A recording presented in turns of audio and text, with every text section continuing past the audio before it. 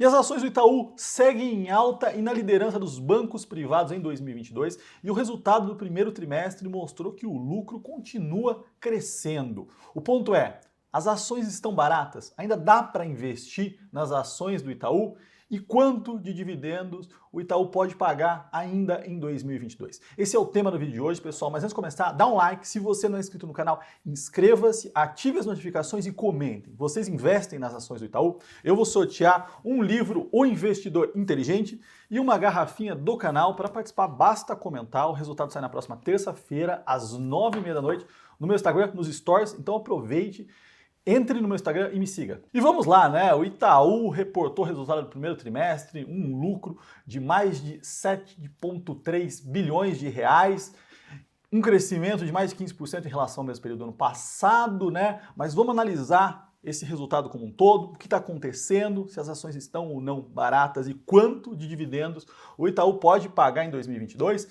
Bom, e vamos começar olhando para esse gráfico aqui da performance, né, do mercado, das ações do Itaú e dos bancos. Então, quando a gente olha do início do ano para cá, então dia 10 aqui, Ibovespa praticamente zerado no ano, devolveu tudo nessas últimas semanas. Itaú subindo 9,3, Bradesco 3,9, Santander 8. Então, o Banco Itaú segue na liderança, né? Tenho falado aqui bastante sobre o Itaú, é meu preferido no setor. E quando a gente olha para o resultado, né, o lucro do primeiro trimestre de 2022, foi de 7,3 bilhões de reais, né? Então, um crescimento de 15,1 em relação ao mesmo período do ano passado e um crescimento de 2,8 em relação ao quarto trimestre, né? Então, foi um resultado forte, tá, pessoal? Quando a gente olha aqui para os números, vocês vão ver depois a série histórica. É um resultado forte, é um resultado bom, mostrou aí que está retomando, mas vamos entender ponto a ponto desse resultado.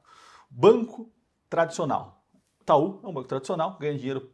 Grande parte do valor está na carteira de crédito, né? Ou seja, ele toma dinheiro com as pessoas, ele tem a rede dele, ele toma dinheiro barato, né, próximo ao CDI, empresta para as pessoas, né, na outra ponta, e opera o spread.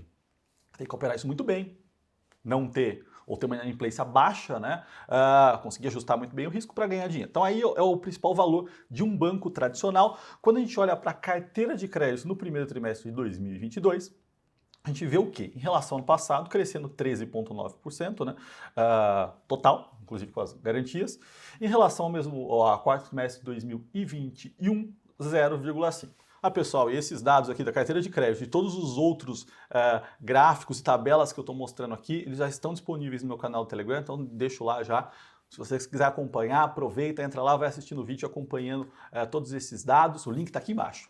Então, os bancos foram importantes, né, nesses últimos anos, na crise, né, para fazer a ponte, descasamento entre receita e despesa das grandes empresas, das pessoas. As carteiras de crédito cresceram bastante, a gente viu isso, e agora nesse momento a gente vê uma redução do ritmo de crescimento. Continuam crescendo, né, um crescimento aqui que a gente deve ver no ano acima de 2 dígitos, mas num ritmo menor do que 2021, e é isso que a gente vem assistindo aqui no resultado, inclusive dos outros bancos, tá? Então aqui, ok.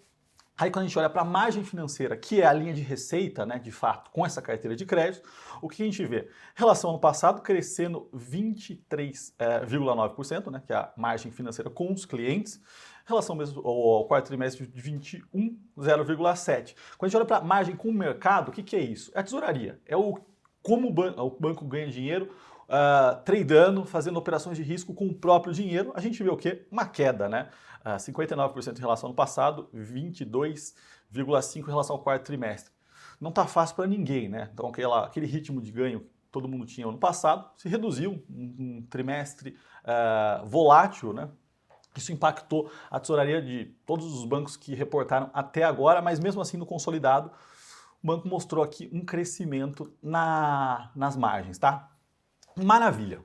Passamos essa linha, a gente olha para o custo, né? O custo do quê? Do crédito. É as provisões, né? Então, que não, de fato não são os calotes, mas são os valores que os bancos, né, alocam para custo para possíveis calotes. O que a gente vê aqui, o custo, né, as provisões subiram, né, para 6,9 bilhões de reais, crescimento de 12,4% em relação ao último trimestre, né, o quarto, e 69,5% em relação ao ano passado, tá? Então aqui, isso aqui chama atenção? Não muito. Por quê? O ano passado a gente teve um nível de provisão bem baixo, então 2020 os bancos provisionaram muito, provisões excedentes, né? E aí, em 2021, com essas provisões excedentes e com o alongamento das dívidas, as provisões caíram muito. E esse ano a gente começa a ter um aumento, né? Mas aqui nada fora do normal. Estamos voltando praticamente aqui para as médias, tá? Mas é um crescimento que a gente tem visto no sistema como um todo. Quando a gente olha para a inadimplência, tá? Então acima de 90 dias, aqui é o total, né?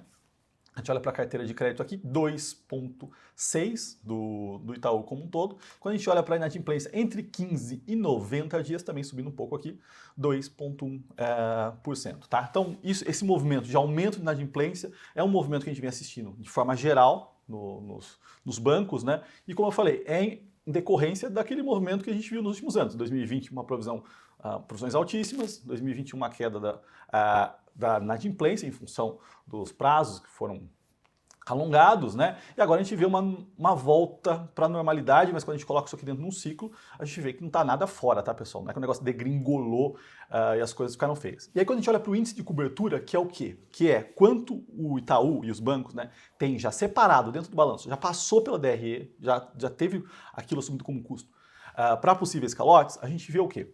232% de índice de cobertura. O que isso significa? Que ele tem separado já passou com um custo 2,3 vezes, né, as pessoas que estão atrasadas há mais de 90 dias. Tá, então os balanços dos bancos nossos são sólidos, isso aqui mostra uma certa tranquilidade. E aí, maravilha, então com crédito ele está ganhando dinheiro, tá crescendo. Quando a gente olha para serviços, né, e serviços é uma discussão muito grande, porque os bancos digitais cresceram muito, mas mesmo com o crescimento todo, né, a gente viu que não teve impacto nos últimos 6, 7 anos. Os bancos conseguiram crescer as receitas com serviços. Quando a gente olha aqui, né, para a comparação em relação ao ano passado, a gente vê um crescimento de 7,2%, ok. Não é um crescimento forte, mas está conseguindo crescer. Em relação ao quarto trimestre, uma queda de 4,6%. Isso aqui a gente viu também nos outros bancos. Vamos ficar atento, mas não é uma grande mudança aqui nesse negócio, tá? Serviços e seguros, né, a gente vê um crescimento de 9,6%. Consegue crescer pouco, mas está crescendo. Mas quando a gente olha na contraparte para as despesas, né, para o custo da operação dos bancos, a gente vê o quê? Uma redução também, né? Os bancos são muito bons em conseguir manter custo sob controle. Em relação ao ano passado, um crescimento de 2,9%, então pensando na nossa inflação a 12%, crescendo o custo a 2,9%, aqui está tendo um ganho de fato real. Quando a gente compara com o quarto trimestre, uma queda de 4,2%, ou seja, reduzindo o custo, né? O que o Itaú consegue fazer muito bem. E aí a gente olha para a última linha, né? Para o lucro ali de fato, lucro líquido, 7,3, né? Quase 7,4 bilhões de reais, um retorno sobre capital de 20,4. É uma porrada, o Itaú voltou a entregar o retorno que ele sempre entregou, né? Então, 2020 que foi fora da curva, e aí a gente está nesse nível de rentabilidade altíssimo. Quando a gente olha para o guidance, né, que são as expectativas aqui, manteve inalteradas as projeções, está conseguindo aqui seguir esse movimento. E aí, vamos olhar para a valuation, vamos olhar para os números. Itaú está barato, não está? Vale a pena ainda? O que ele pode pagar de dividendo? Bom, o Itaú é o meu preferido do setor, mais bem gerido, né? Então, gestão premium. E quando a gente olha para os números, né, entregou quase 27 bi de lucro o ano passado. Esse ano minhas projeções aqui é um lucro próximo a 30 bi, entregou 7,3, é praticamente isso, uma projeção ainda conservadora. E aí, quanto ele pode distribuir? Então os bancos não distribuíram nos últimos anos, né?